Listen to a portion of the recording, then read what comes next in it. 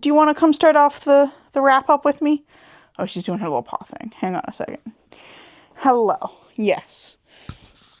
I'm gonna move this microphone. Yeah. Yeah. Yeah. Oh, here she is. Here is the girl. Hi. Hi, baby. The log has arrived. The cylinder lady. Hi. Yeah. Would you like to be back on the floor? We can do that. Okay.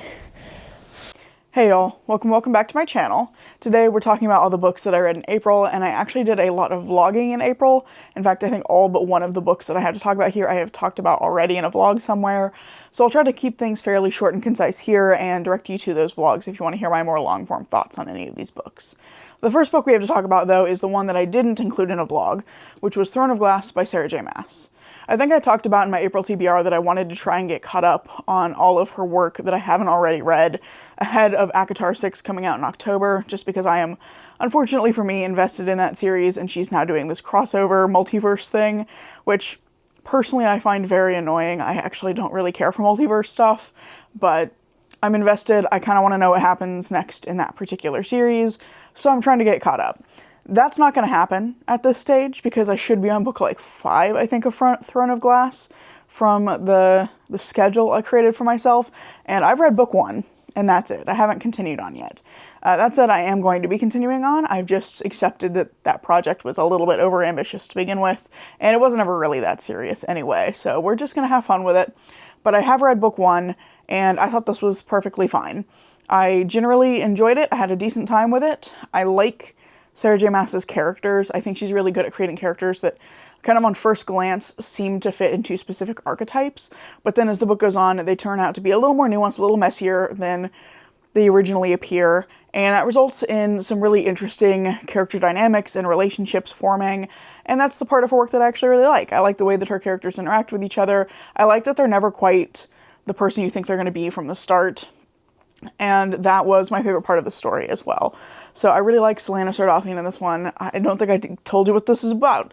The first book in a series my understanding is it goes in a lot of different directions from here.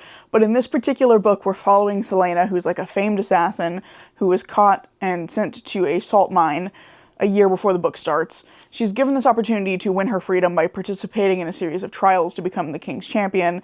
She would have to work for the king as his personal assassin for a set amount of time, and then she would get her freedom. But she has to win the trials first and survive that experience. So she decides to take that on, but once she arrives at the castle where the trials are taking place, her fellow competitors start getting murdered, and so she is trying to both survive the competition itself while also not getting murdered by some sort of mysterious assailant. That's the setup for the series, the setup for this book at least, and I generally enjoyed the plot. It's fine. I wouldn't say the plot is anything super revolutionary. I did like that the trials ultimately don't matter that much overall because I'm not a big competition girly. I'm not competitive in real life, and I really don't care about reading about characters participating in competitions. I just don't find that to be the most exciting thing most of the time, and I usually don't understand why those competitions are happening. They don't make sense within the logic of the world. Here, I kind of understood why it was happening because, in part, the king of this place is just awful, and he's like, yes, kill each other for my entertainment, which I'm like, okay, fair enough. This one didn't bother me as much. Trials aren't as prevalent. They're there, but they're not the main focus of the plot. I really enjoyed Celaena making friends with all of the other people in the castle. She develops these really interesting relationships with the prince, Dorian, and with the captain of the guard, Chaol, and a visiting princess named Nehemia. I really enjoyed all of those friendships as they emerged and the relationship dynamics that they had. And I thought the plot was just fine. I did think that the murderer was really obvious, and I think it's kind of embarrassing for Celaena that she didn't figure it out earlier, but it's a YA fantasy. I'm not going to complain too much about that. Celaena was just kind of being stupid. Also, she's 17 in this book. I don't know how she became a famed assassin that quickly, but she's a 17-year-old girl who is surrounded by pretty boys.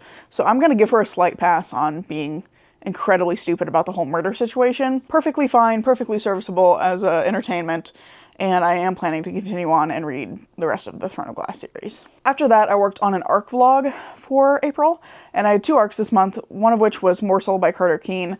This was my favorite of the 2 that I read. I really enjoyed this. It's a very short novella, kind of bordering on novel length. I think it's about 200 pages, but this one is about a agender protagonist named Lou, who works for a small company that sends them out into the Appalachian forest to do some survey and boundary work.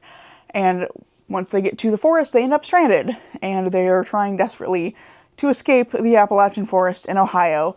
What a terrible place to be trapped. They're trying to escape, and it appears that they are maybe not alone in the forest, and something is maybe stalking them. I don't want to say too much more because it is a very short book, and I think it goes some very unexpected directions. I really enjoyed this one. I found it really compelling, the way that the author wrote, like, anxiety and, like, stressful social interactions. A lot of this book is oriented around Lou interacting with people in a way that you can't tell if that person is sinister or sincere. You know, like, is this person actually trying to help Lou, or do they have some sort of, you know, plan that they're trying to enact? So I felt that that was really well done. I enjoyed Lou as a protagonist and the way that they dealt with things. I thought it was really scary because in a lot of instances, Lou was doing, like, exactly the right thing, and the horrors were still happening. And I think that my only issue with this book, I gave it like 4.5 stars. My only small issue with the book was that the ending felt a little bit abrupt. There's a lot of build up to it, and I feel like we hit the climax and then it just, like, cuts off right after that. And there's not enough denouement to deal with the fallout of the events of the end of the book. After that, my other ARC was for The Caretaker by Marcus Cleaver, which I did also pre-order because I loved We Used to Live Here. And I didn't like this one quite as much, but it was only like a small step down. I still had a really good time with this one. This one follows a woman named Macy Mullins, who is the sole caretaker for her sister, who I think is a minor. She's like 17, so she's an older teenager. But Macy is her sister's sole caretaker, and they are, like, on the verge of being kicked out of their home. They have no money, and their father died several years ago in some sort of car accident, and Macy is just kind of desperately trying to find some way to create some financial stability for herself and her sister, when she gets this opportunity to take on, like, a short-term caretaking job at a house on the Oregon coast.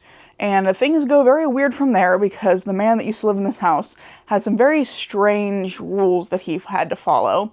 And Macy is given the responsibility of continuing to follow those rules, ostensibly to protect humanity from some sort of, like, unknowable evil. That's the setup, and this is another one I don't want to tell you too much about because I think that this goes in several different directions. It has an interesting discussion in it also of depression and suicidal ideation, and that is, I would say, a major theme of this story. So just know that going in, you probably want to be in a good headspace for this one.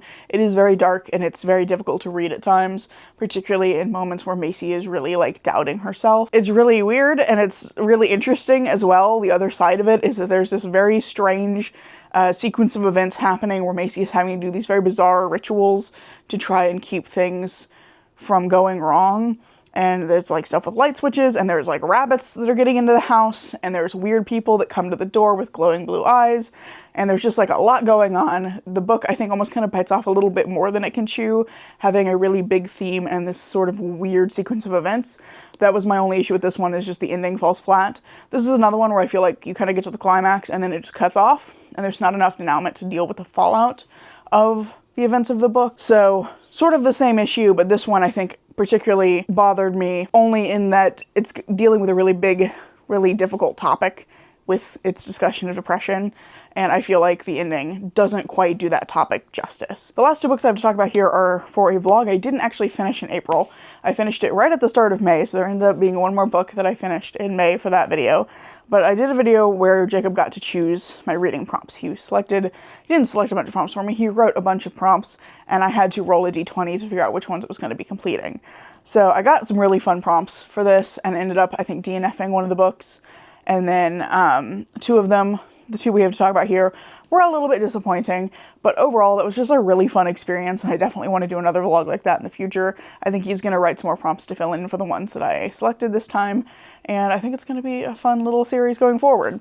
But the first book that I have to talk about here, it's not the first book I read for the video, because the first book I read for the video was Empire of the Vampire, which I DNF'd. But I also picked up The Tomb of Dragons by Catherine Addison, which is the 3rd book of the Cemeteries of Amalo series following Thara Kalhar. This is a spin-off of The Goblin Emperor. And I love the first two books in the series, and I think this one falls a little flat because it reads a little bit like Catherine Addison started writing the third book in the series and then got this idea for a completely separate story that she could not wait to write. And so that second story gets kind of wedged into this book, and it feels very out of place. So Thara Kelleher, despite being the main character of this particular spin-off series, is not really the main character of this book, but he is the point of view character. So we spend a lot of time in this book watching him wait for things to happen. A lot of the book is him just having these like small interactions with his friends where they're like, hey, we're your friends, we care about you.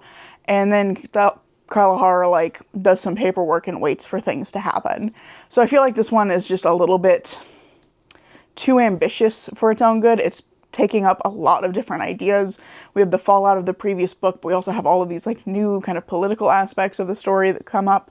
And there's like a murder mystery, but that one's kind of on the margins of the story too. And then the main piece of the story is Kelleher witnessing for a very unexpected person. And that witnessing is really not his to deal with. His role in the situation is to take that information to the Emperor and be like, hey man, here's the situation. Can you do something about this? And so Kelleher isn't really even the important POV for that story, at least not past the kind of initial how does this situation begin aspect. And so it felt like it was a little bit flat. There's also a love interest in here that I just think is so boring because he's hardly on page and he barely interacts with Kelleher and he has like no personality. When Kelleher has all of these other like really rich friendships with other characters, he really stands out as feeling a little shoehorned in at the end. So I had some issues with it, but that said, I did enjoy being back in this world with Kelleher and all of his friends.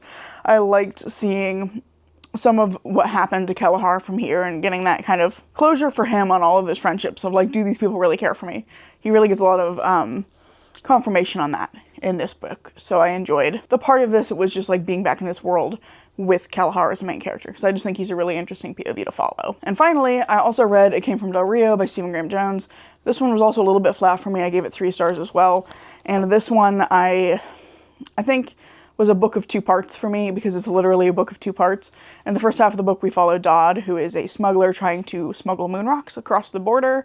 And in the second half, we follow his daughter 15 years after that situation, which we know from the very start of the book has gone horribly wrong.